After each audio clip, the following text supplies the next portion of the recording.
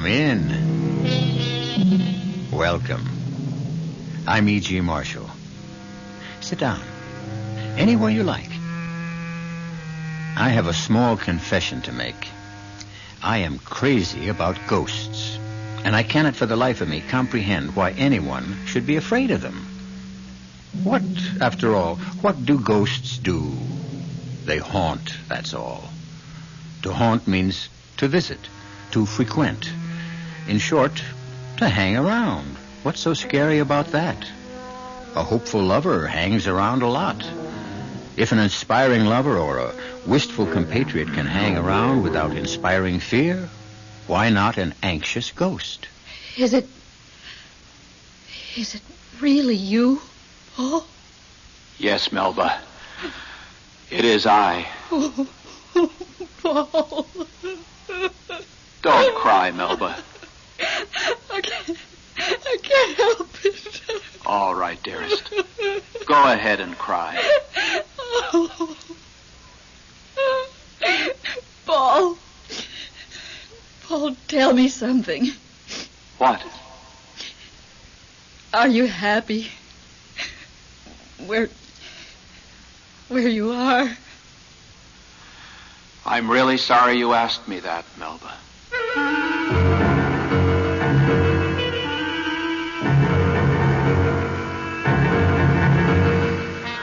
Our mystery drama, Ghost Talk, was written especially for the Mystery Theater by Elspeth Eric and stars Lenka Peterson and Elliot Reed.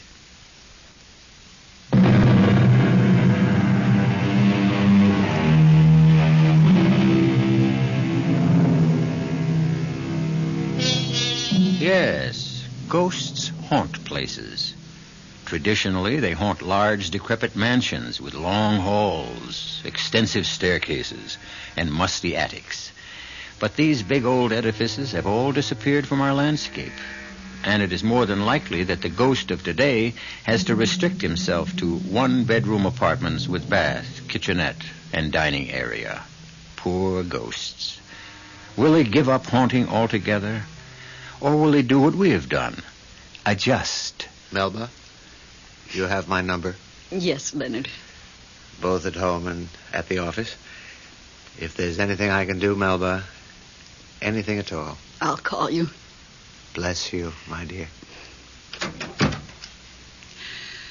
Oh, Paul. Where are you? Where?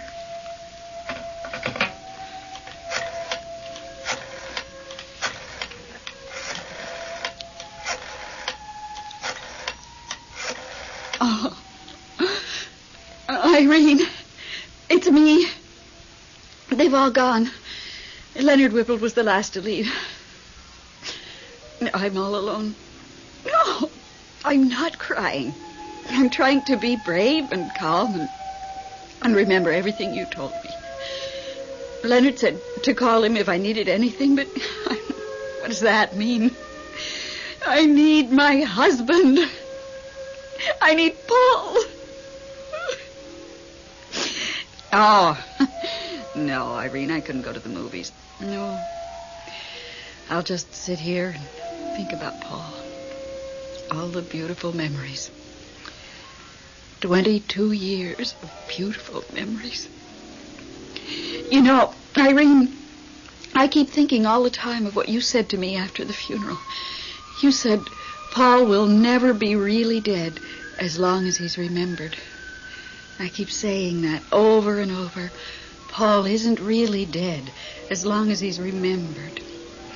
I want to thank you, Irene, for that beautiful thought. It means everything to me.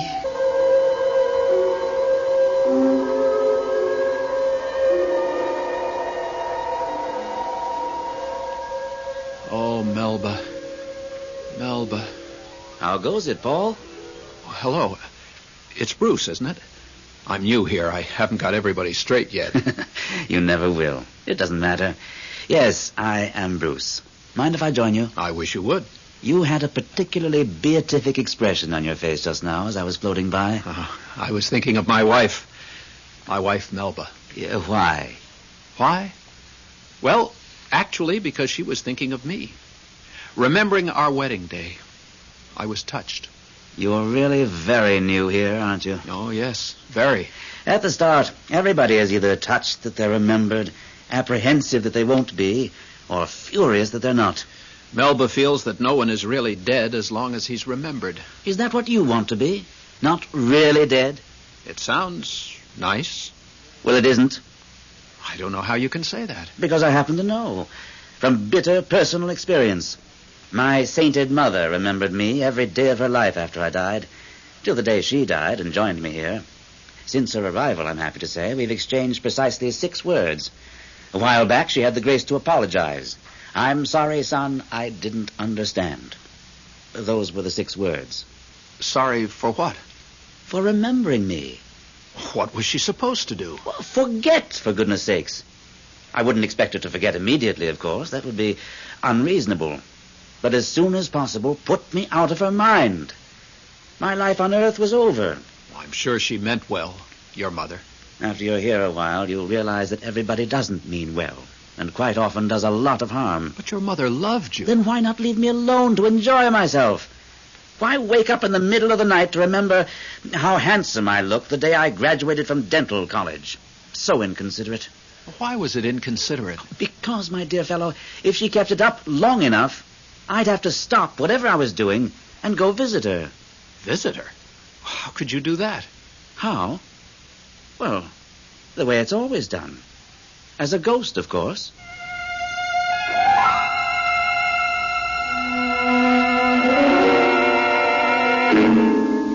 Irene? It's me. Oh, all right, I guess. Leonard was here. We sent out for Chinese food. He left about an hour ago. Oh, I'm just sitting here and remembering. I got out the old picture album to show Leonard. I don't think Leonard cares too much for travel. I wasn't sorry when he left. Looking at the snapshots and remembering the beautiful life I had with Paul, it seemed to bring him closer. Oh, I mean it, Irene. A couple of times, I felt as though he was right here in the room with me. Honestly.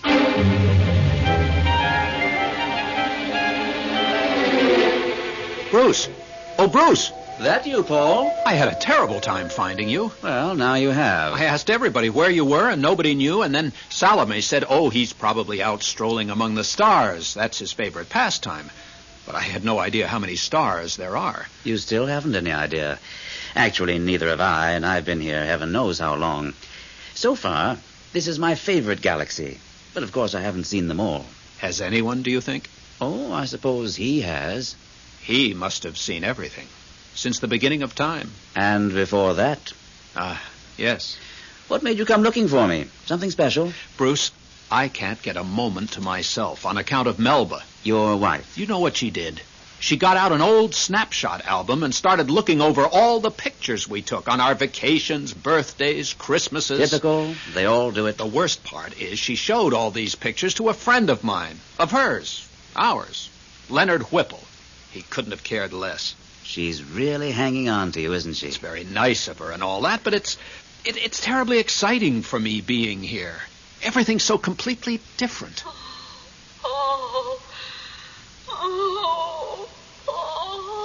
There she goes again. Hear her? Oh, Paul, dear. Dear Paul. Hear that? Vaguely. She just keeps after me and keeps after me. Well, what about this Leonard Whipple? Well, he's a very nice guy, but he's not going to hang around much longer if she makes him look at pictures of our honeymoon in the Grand Canyon. You couldn't just ignore her, I suppose. Well, she's my wife, and I love her. I mean, she was my wife, and I did love her. But now, things are different. I'd say so. Well, for goodness sake, look there. If it isn't him. Him? You mean it? Really? Him? I haven't seen him in eons. I never have. Sir, please. No, yes, it's Bruce. Yes. Am I right? Yes, sir.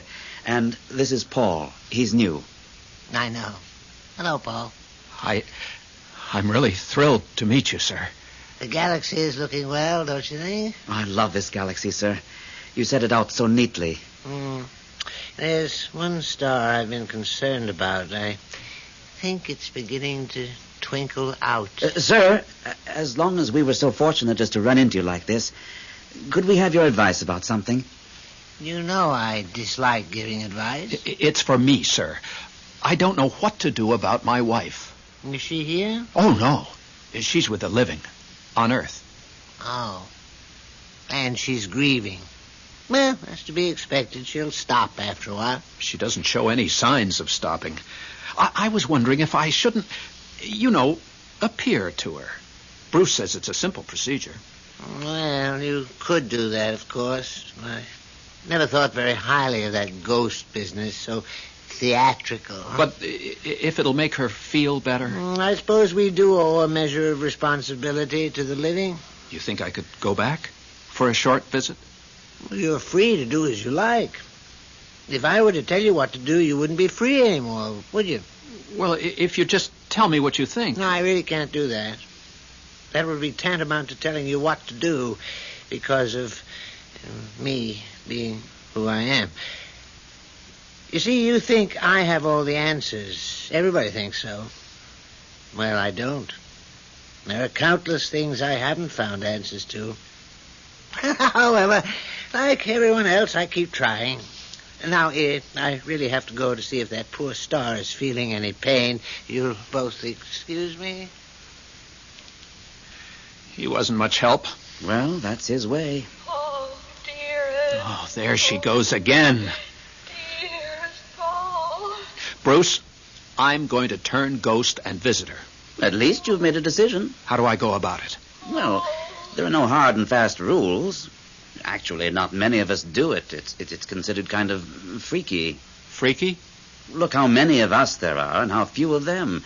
If we all took to ghost walking, we'd have them outnumbered trillions to one. I don't care. I want to do it. I just need to know how. Well, you can do it in the old-fashioned way. Clanking chains, winds whistling through the trees, moon behind black clouds and all that. I don't think Melba would go for that.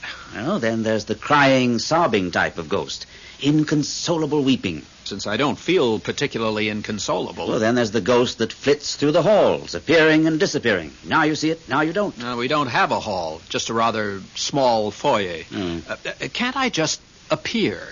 In some simple, straightforward way. Just say, here I am, dear. You wouldn't want to start with one weird, uncanny shriek. I wouldn't know how. Or a sardonic laugh? Well, what would I be laughing at? Oh, life, death, anything in between. Well, if you don't want to do any of those things which he calls theatrical, then just appear. That's more my style, I think. But wrap a bit of vapor around you. After all, they need something to identify you by. And don't stay too long. And above all, don't let it depress you. Why should it depress me? You'll find out, my friend. You'll find out.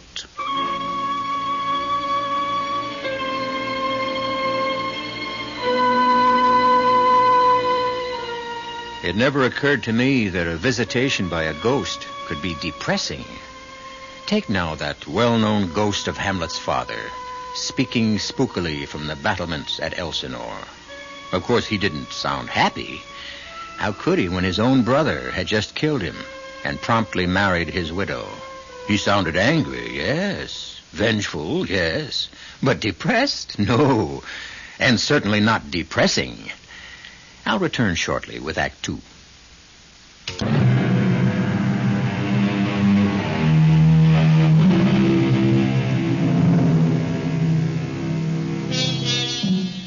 Our moribund hero, Paul, has decided to return to Earth as a ghost and haunt the 3-room apartment where he once lived with his wife, Melba.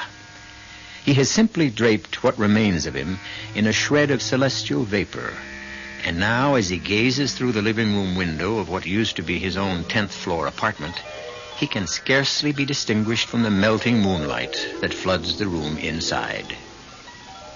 Nothing's changed. She hasn't changed a thing. Let's take our coffee into the living room, Leonard. Good idea. I think I picked the wrong time. Bring in that plate of cookies, will you? Right. Not those same old oatmeal things. I've always been crazy about oatmeal cookies. They were Paul's favorites. Set them down there. Cream in your coffee? Sugar? Black, please. No sugar. That's the way Paul took his. His after-dinner coffee. In the morning, cream and sugar, yes, but after dinner, nothing. Is that so? And milk in his tea. You don't say. That's the English way, you know. Milk and tea. I didn't know Paul was English. He wasn't. Oh, I see. Oh, way back, 5, 6 generations, he was English, but... I myself was born in Wales. Is that so? Oh, well, that's near England. Richard Burton is Welsh, you know. For goodness sakes. Why, didn't you know that? The last movie Paul and I saw together had Richard Burton in it. I wanted to show you something fascinating. Paul's World War II uniform. I've saved it all these years. No, I don't. Not tonight. And his captain's bars. Some other time. I've really got to be moving on. Oh, if you really have to. Such a beautiful night. I think I'll walk home. Yes, a beautiful night. Oh, just look at the moonlight streaming through that window. Care to walk a ways with me? In the moonlight? Oh, no, I don't think so, Leonard. I have a lot of things to do here. Well, if there's anything you need, you have my number. Yes. At home and at the office. Good night, Melba. Thanks for dinner. Thank you for bringing all that fried chicken. Oh, it was nothing. Really.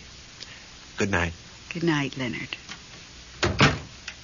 Oh, Paul. Dear Paul. I need you, Paul. Melba. Oh, I need you so. I'm right here. What was that? I said, I'm here. Paul? Yes. Me. Paul. But where? By the window, dear. I can't see you. I'll step inside. That'll be better. Oh, I see. I see something. You see me. I dare say I've changed somewhat. Paul. Can that be you? It is. I. Really you? Well, fairly really. Everything considered, as real as I can get. Oh, I can't believe it. Believe it, Melba. Oh, Paul. How are you? Oh, never mind about me. How are you? Oh, I'm all right. Really? All right? Everything considered. Everything considered, I'm better than all right. Paul, tell me, are you happy? Happy? I must know. Are you happy? I'm sorry you asked me that question. Why should you be sorry? Happy just isn't a word we use. Why not? Because it doesn't mean much once you've died. Oh, Paul, you're not saying you're unhappy. No, I'm not saying that. Then what are you saying? Look, Melba, I didn't really come here to talk about me. What about you? Well, naturally, I'm not happy. Why not? Without you? What about Leonard Whipple? Oh, him. What's the matter with Leonard? Oh, nothing's the matter with him. He's just not you. Well, I'm not me either. Not the way I was before I... Oh, but I remember you the way you were. And as long as I remember... Melba, honey, I don't even remember me the way I was. You don't? Not very well. You remember me, don't you? Sort of. Sort of. Well, you were my wife. I'm still your wife. Not exactly. There'll never be anyone for me but you. Never, I swear it. Please, Melba. We are man and wife forever, for eternity. And now that I know you can return to me, not in the flesh perhaps, but even like this. It's strange. It's weird, but it's enough for me. I can live on as your wife and on till I join you. Melba, You don't know what you're saying. Oh, I knew you could never really die as long as I remembered you. And you see, here you are, living on.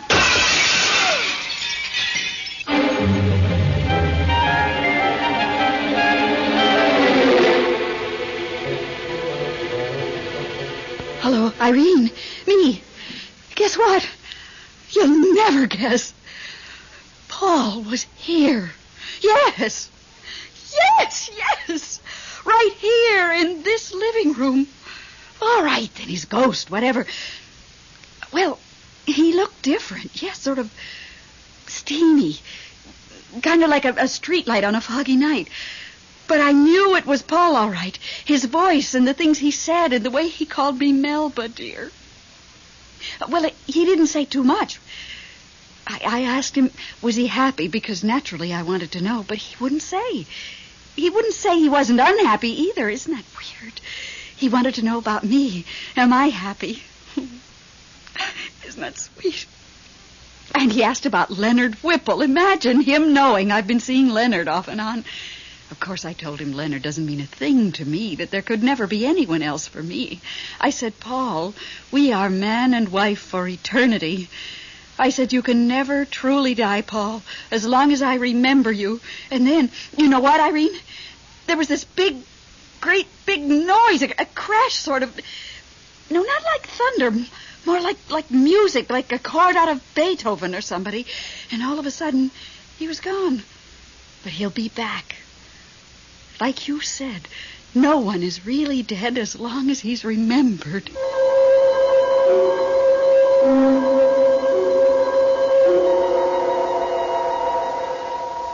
Sir. Oh, sir. May I speak with you? No. Oh, it's Paul, isn't it? Sir, could I have just a moment of your time? I have all the time in the world. I have all the time there is. But I don't quite know how much time there is, but I do know I have all of it. Does that star look all right to you? Well, I wouldn't know. I don't quite know how a star is supposed to look. Please, sir. Yes, of course. You want to talk to me. What about? I've been back to the Earth. My wife kept calling me. You said we owed some responsibility to the living, Did I say that? Yes, sir, you did. I wonder if I was right about that. These Earth trips can be very upsetting. Mine was. My wife wanted to know, am I happy? They're all so preoccupied with happiness, aren't they? I didn't know what to say to her. I couldn't answer her. This woman I'd been married to for half my life, I couldn't talk to her. It was as though we were living in two different worlds. Well? Oh, yes, I see what you mean. Still, shouldn't I have been able to answer her? Well, what could you have said? Well, that happy is a word that doesn't mean anything anymore. Happy is nothing without unhappy. The way pleasure is nothing without pain. The way health is nothing without illness. Euphoria is nothing without depression. Oh, you know what I mean, sir. I do know, yes. It's ridiculous to say I'm happy when I'm never unhappy. What I am is... What you are is... what?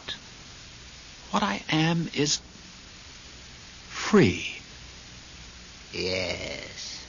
I'm free. I'm Paul, and I'm free. And I'm free to be Paul, no more, no less than me. Me, Paul. Sir, why couldn't I be free like that before? Oh, dear, I ask myself that same question all the time. The only answer is that I miscalculated somewhere. And I did give those people the power to think, to reason, to figure out the sensible way to do things.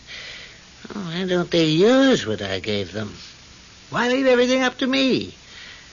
Theirs isn't the only planet in the universe, you know. I do have other things to look after, but the way they call out to me, they want me to do everything. Well, it's not right. It really is not right. No, sir. I'm sorry, sir. Well, what's done is done. They'll just have to muddle through the best way they can. Now, about your wife. Melba, is it? Yes, sir. Tell you what. Why don't you talk to Bruce about it? You two seem to get along so well. Yes. Talk to Bruce. Now, excuse me, will you? I really do have to go take a look at that poor star.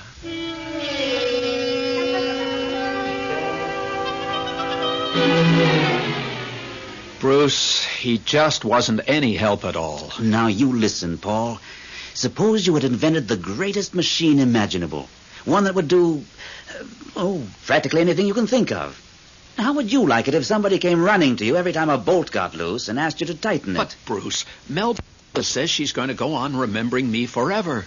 We'll be man and wife forever, till she joins me here, and then we'll still be man and wife. Maybe once she gets here, she'll change her mind. But she's only 42. She'll be remembering me for years and years and calling for me, and I'll have to put on that vapor stuff and haunt the apartment. And Bruce, it's so hard to carry on a conversation with her now. It didn't used to be, but now... Well, you couldn't just ignore her. I love her, Bruce. Do you? Well, I did. For a very long time, right up to the moment I died. My last words were, I love you, Melba. At least, that's what I meant to say. I know I had it in my mind to say that, but I'm not positive I ever got around to saying it. Anyway, I can't just brush her off. My. You do have a conscience, don't you? Well, I hope so. It's a very fine thing to have, of course, but sometimes... Look, there's only one thing you can do. What? Get married. Married to Melba? No, not to Melba, you idiot. How could you marry Melba? She's there and you're here. Some marriage that would be. But then whom would I marry? Oh, heavens to Betsy, Paul. The place is full of women. Have you ever seen Helen? Helen who? Helen of Troy, they call her. Actually, I've never met her myself, but from what they tell me...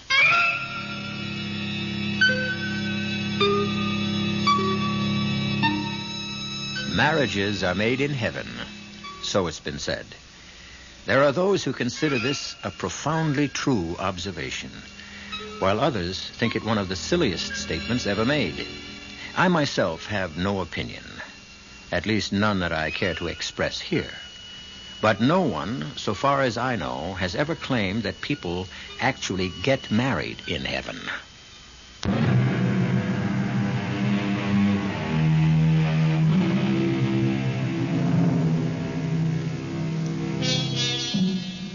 Melba was a wonderful wife to Paul. But as his widow, she leaves something to be desired. Two things. She won't stop desiring him, and she won't leave him alone. In his desperation, Paul has gone to his kindred spirit, Bruce, for help. The only advice Bruce could offer was for Paul to marry again. Not his earthly wife, Melba, but one of the heavenly creatures who, like Paul, expect to live on forever in whatever place it is they live on forever in. You've definitely burned yourself out, little one. Too bad. Sir? Oh, sir. Oh, look, Paul, this dear little star has burned itself out. Well, I knew it wouldn't be long. Sir, I did what you told me to. I talked to Bruce about my problem, and you know what he said? He said get married. Married? He says the only way to make Melba forget me is for me to get married to someone else. Someone here. Where else? What do you think of the idea?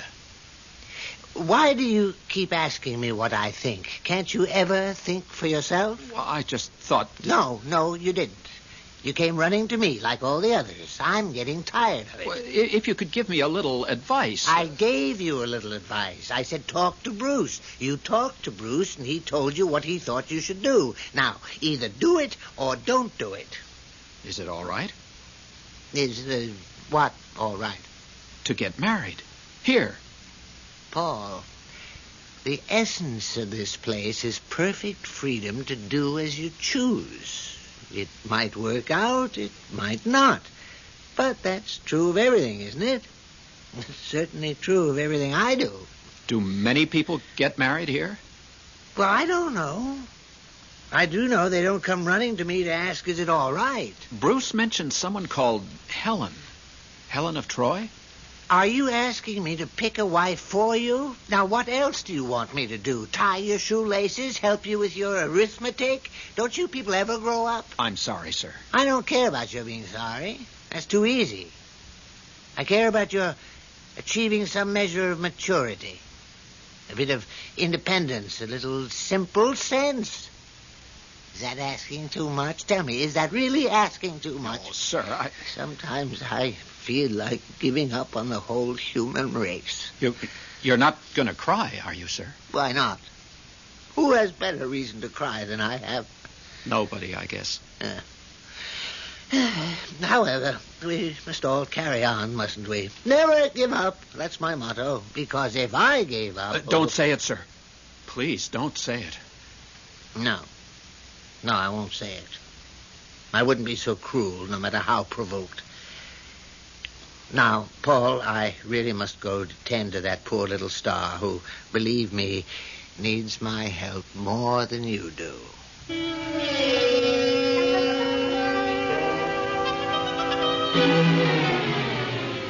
Irene, it's me. Oh, just sitting around. Leonard asked me to go to that new steak place with him, but I said no. I didn't feel like it, that's why. Don't be silly. I like Leonard. He's a very nice man, but... Well, there's a beautiful moon out tonight, and I thought maybe... Oh, for heaven's sakes, what's that? Well, there was a terrible clanking noise just now. It scared me to death. Oh, how could it be the radiator? The heat's not turned on yet. Is there a storm coming up or something? Is that whistling sound? Can't you hear it? Like a terrible wind. Or maybe a hurricane. What do you mean you don't hear anything? What? There goes the moon. It must be a hurricane. I mean, the moonlight just stopped shining. How can it be shining where you are and not here? Oh, now it's shining here, too. Irene, are you there? Are you crying about something? Oh, I thought you were.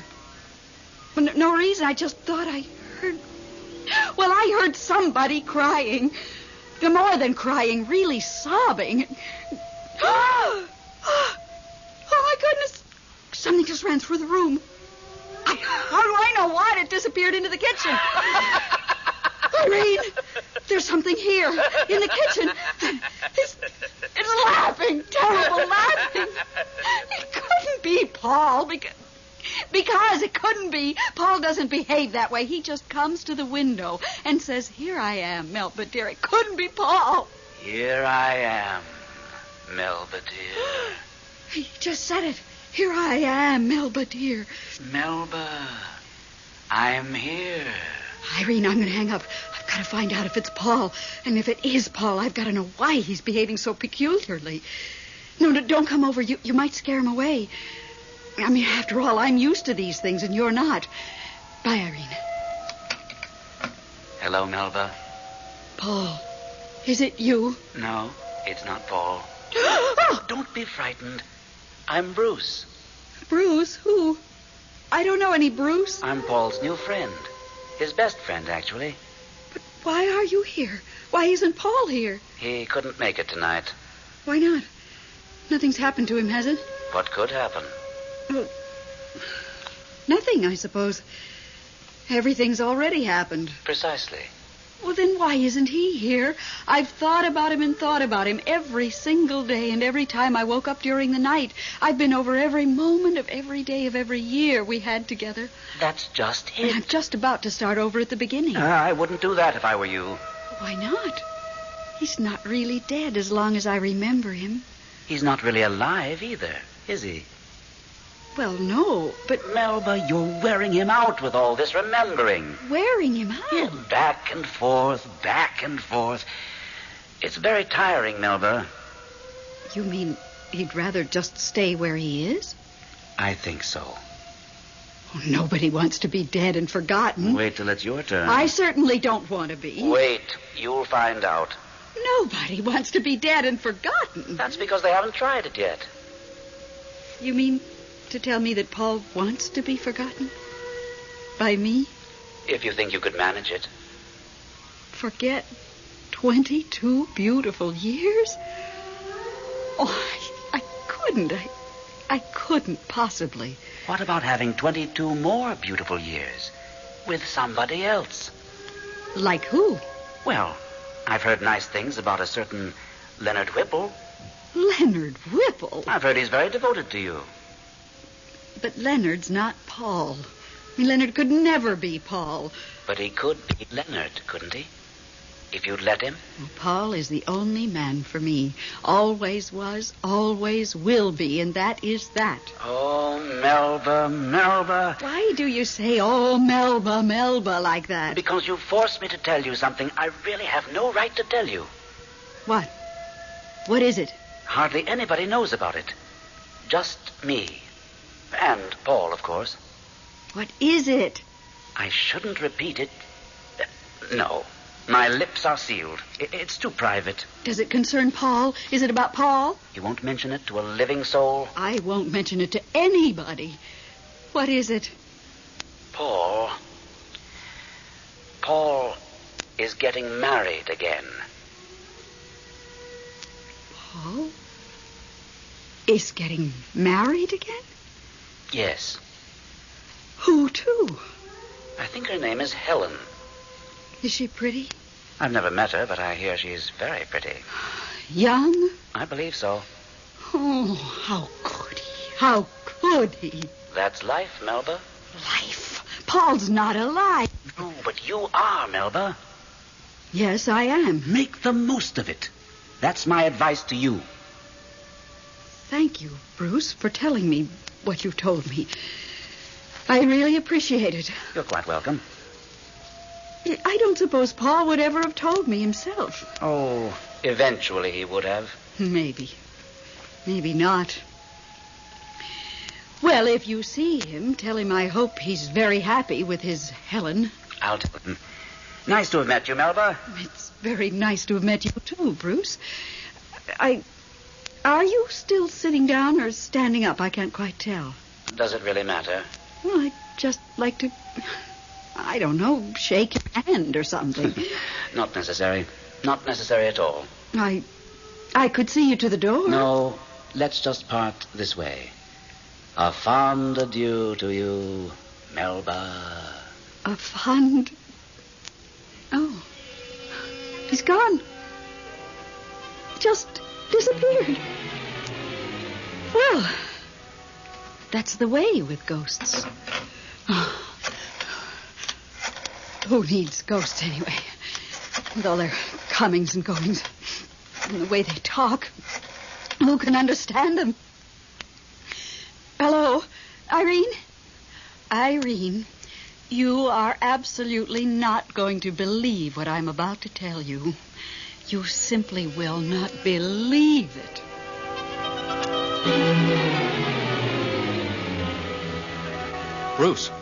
Bruce, where have you been? I've been looking all over for you. Even Salome didn't know where you were. Where were you? I went to see your wife. Melba? What for? To tell her you were getting married. Bruce, you had no right to do that. Here we do as we choose. He told you that. How did she take it? Shocked, of course. Hurt. What you'd expect. You told me you were going to tell her. I knew you wouldn't let me. I wouldn't have. For one very good reason. It's not true. What's not true? That I'm getting married. You changed your mind? Not exactly. I asked Helen. Yes? She said absolutely not. She says she's not the marrying type. But you didn't stop right there, did you? There are others. I asked Catherine. I can't pronounce her last name. She used to be an empress in Russia. She laughed, fit to kill. And so did Amy and Louise and Marie. Even Salome laughed at me. Are you upset? Well, nobody likes to be laughed at. Yes, I'm upset. But on the other hand, I'm relieved, too. Bruce, I really don't want to get married. I never thought you did. Everything's so nice here, so free and sort of uninhibited. So peaceful.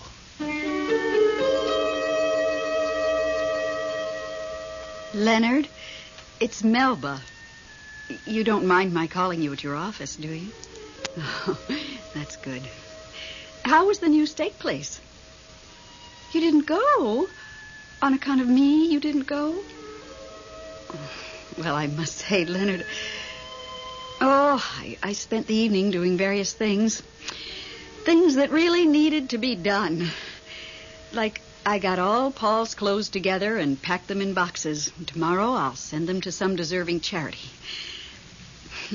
Listen, Leonard, I was thinking, as long as you didn't go to that steak place, why don't you come over here tonight and I'll cook you the best steak you ever tasted. And hash brown potatoes. Would you like that? Ah, good. Well, come early, and we'll have a martini first. Well, good for Melba. Good for Leonard. And good for Bruce. And for Paul, too. Good for everybody who faces up to a problem and solves it the best way possible. The solution may not be a perfect one. Solutions seldom are. But at the very least, they are an attempt to use the sense we were born with. And that's all God asks of any of us. I'll be back shortly.